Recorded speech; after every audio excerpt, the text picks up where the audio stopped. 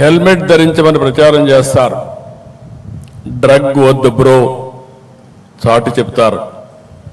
మద్యం తాగి బండి నడపవద్దని హితం పలుకుతారు. స్పీడ్ థ్రిల్స్ బట్ కిల్స్ అని కామెంట్ చేస్తారు. ఇవన్నీ ఎవరి కోసరం? ప్రజల కోసమే. మన కుటుంబ సభ్యులు ఎలా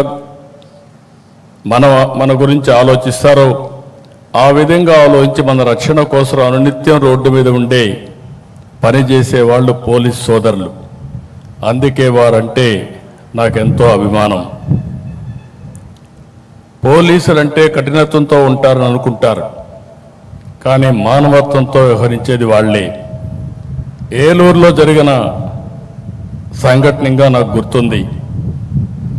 ఒక మధ్యతరగతి మహిళ దివ్యాంగురైన తన కూతుర్ని రోజు స్కూల్లో డ్రాప్ చేసి రావడం కోసం కష్టపడి ఒక బైక్ కొనుక్కుంది. కానీ ఎవరో ఆ బైక్ దొంగతనం చేశారు. దీంతో బిడ్డను స్కూలుకు పంపలేక ఆ తల్లి ఎంతో ఆవేదన చెందింది. ఏలూరు పోలీసులు కష్టపడి ఆ దొంగను పట్టుకుని బైక్ తిరిగి ఆమెకి ఇచ్చారు. అప్పుడు ఆ తల్లి ఆనందం చూడాలి. అది నిజమైన పోలీస్ అంటే, అదే నిజమైన మానవత్వం. మొన్న విజయవాడలో పేద పిల్లలు చెప్పులు లేకుండా వెళ్తుంటే అక్కడ చూసిన Penamaluru police station head constable Venkataratnam గారు పిల్లలకు అక్కడికక్కడే చెప్పులు కొని పెట్టి పంపారు. నేను చెప్పేటి మాత్రం కొన్ని ఉదాహరణలే. ఇలా ప్రతి జిల్లాలో ప్రతి స్టేషన్లో ప్రజల ఆస్తులు కాపాడాలనే తపన పడే సిబ్బంది ఉన్నారు. మానవత్వంతో స్పందించే పోలీస్ అధికారులు కూడా ఉన్నారు. నేడు నేరాల తీరు మారుతా ఉంది.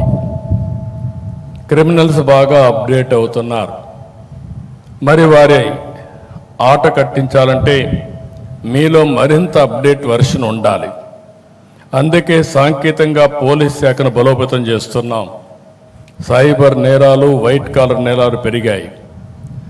సీసీటీవీ కెమెరాలు, డ్రోన్లు, ఫోన్ సిగ్నళ్లు, గూగుల్ టేక్అవుట్స్, ఇలా టెక్నాలజీని విస్తృతంగా ఉపయోగించుకోవాల్సిన అవసరం ఉంది.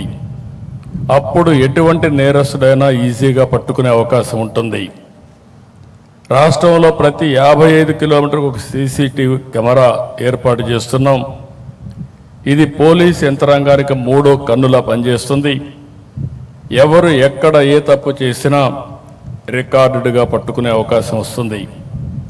టెక్నాలజీకి అనుగుణంగా శిక్షణ, ఆధునాతన పోలీస్ స్టేషన్లు, ఈగల్, శక్తి బృందాల ఏర్పాటుతో రాష్ట్ర పోలీసు వ్యవస్థ ఆదర్శంగా నిలిచింది.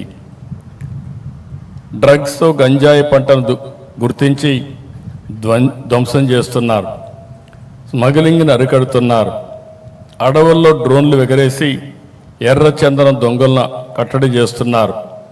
ఈ విషయంలో మిమ్మల్ని అందరినీ అభినందిస్తున్నా.